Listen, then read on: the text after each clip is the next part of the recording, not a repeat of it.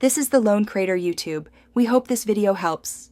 You begin by confirming the game is fully updated and you're signed into your 2K account. This unlocks online Persona sharing.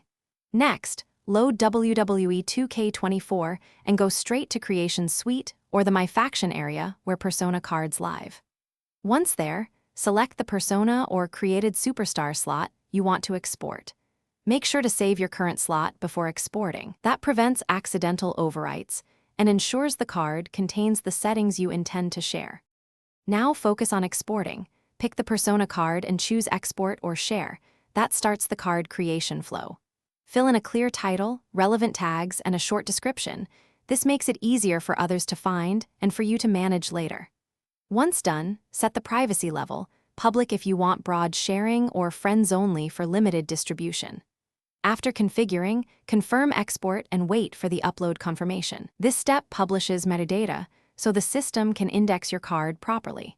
Finish by verifying the Persona card is visible. Search by the exact title or tag in the Community or Creation browser.